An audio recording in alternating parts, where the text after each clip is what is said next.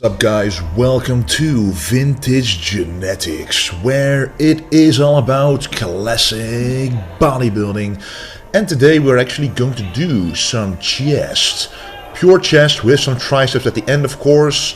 We need that chest to be as big as possible, and those triceps need to be bigger to get in proportion with the rest. But what you can see me do it right here is a lot of people have trouble actually getting their front delts injury free because they injure them or they hurt them or they simply have pain in them because they train the front delts too much, the chest too much, the shoulders too much, and then you get a disbalance in the strength, in the pulling on the joint that's in the shoulder. So the front delt will pull harder than the rear delt, and then you will get inflammation there, just an imbalance in strength. And you will feel it when you train the chest. So to prevent that, you want to first of all stretch the entire area out.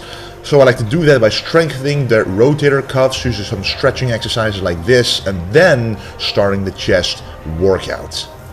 And the last stretch that I did, the dead hang, is something I really recommend for people who have trouble with their shoulders, who simply feel the impingement in their shoulders when doing a bench press or a dumbbell press, for example. Try the dead hang. And I also have another stretch on my YouTube channel called the shoulder fix. You can find it on the Vintage Genetics channel, but that's also a very good stretch to get the front delts fixed in a way.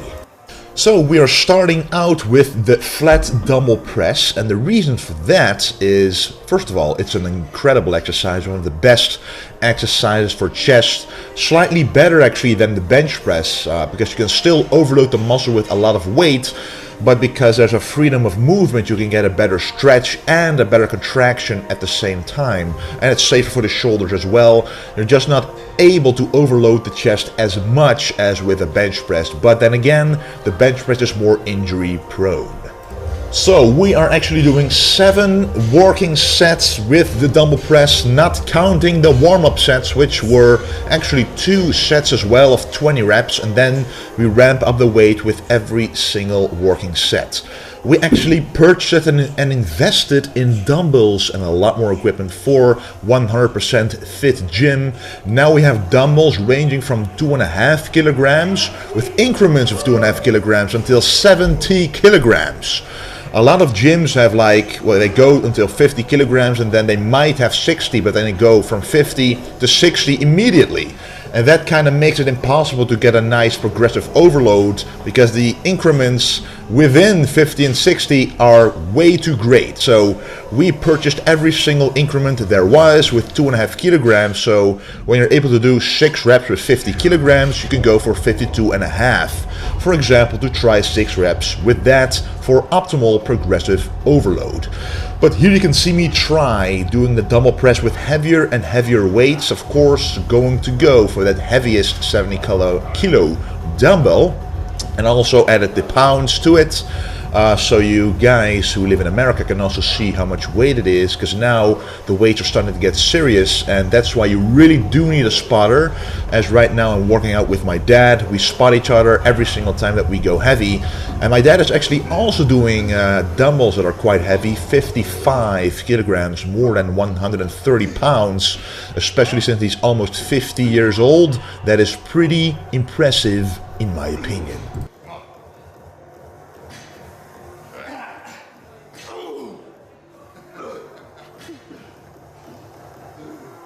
And right there you can see the dumbbell rack, and you can see that we have every kind of dumbbell that there is, all the same solid weight dumbbells. They have a hexagon shape so that if you drop them they won't roll away, which is optimal, and there they are, the 70 kilogram dumbbells. Let's do this indeed, because it's getting heavier, and what I'm doing here is I'm letting my dad actually grab the dumbbells. I know it's a lot of effort for the spotter, but when you work together you have to help each other in the most optimal way. Because in my opinion, if you have to get the dumbbells yourself, which are quite heavy, and then lift them up yourself, you already are losing energy for 1 or 2 reps, which would be wasted energy. Bodybuilding is all about hitting the muscle that you want to hit with everything that you've got. So right now you can see that I'm still going all the way down until I get a full stretch in the chest. then going all the way up without locking the elbows, which is very important. Alright, so these are the heaviest weights, and I want you to watch this closely. This is why you need a spotter. Right here, with the first rep, which is the most difficult one, it's very difficult to get it out of the dead stop from the bottom upwards sometimes, as you don't know how heavy a dumbbell is before actually pressing it, and then you kind of need a spotter to help you up with the first rep. And then I was able to do at least 3 to 4 reps with the heaviest dumbbells in the gym, which was pretty nice to do for sure. So next time I'm going to try it again with a couple of more reps. But here we have the incline bench press banded on the Smith machine, and I really advise you to do this. Unfortunately, this is the only set we recorded, but here you can see that the higher I push this weight, the tighter those bands become and the harder it is to push it upwards. And you can see, if you look at the chest, that the contraction here is amazing, even though it is a barbell, so definitely give that a shot. And then we're going to do the seated cable flies, which I like a lot because it actually provides support in the back. The only thing you have to worry about is sitting still. And it allows you to focus on the chest a little bit more. It just hits it from a slightly different angle, and you can get a very nice stretch right here. Because if you watch the shoulders, they go upwards a little bit when I go backwards, and that allows for an even deeper stretch in the entire chest. Especially on the lower part, the stretch just feels quite amazing, and the contraction here as well. As you can see, I like to hold the contraction for at least a second to make sure that the momentum there is gone.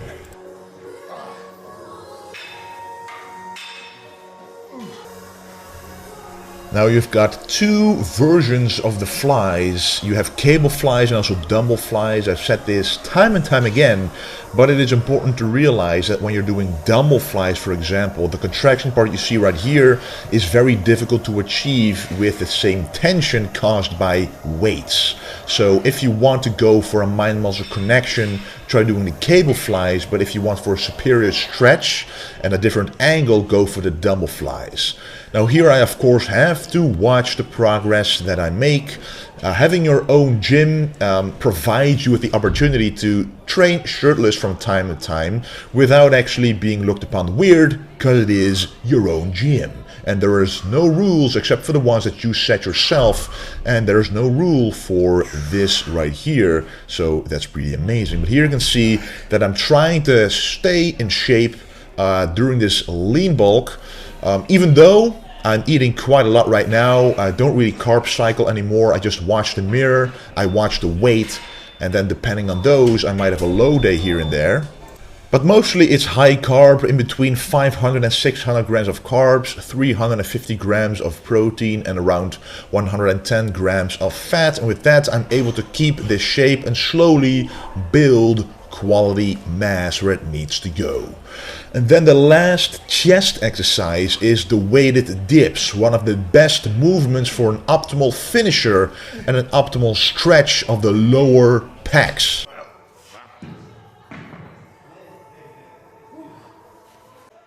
What you can do to add some weight to weighted dips is either use a dipping belt or simply use a dumbbell in between the legs, which is what I prefer right now. It's a lot less effort, it's a lot easier, and you can drop the dumbbell once you cannot do any more reps and do a drop set immediately, which is a nice way to finish off the chest for sure.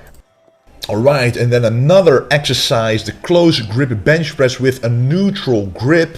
Thanks to the investment that we made in the gym, one of the investments is also this barbell, which is a multi-grip barbell, and you can actually use it for a wide grip or a small grip, narrow grip, and you can also use it not only for pressing but also for a bent over row, for example, but with an optimal contraction, allowing your elbows to stay closer to your upper body.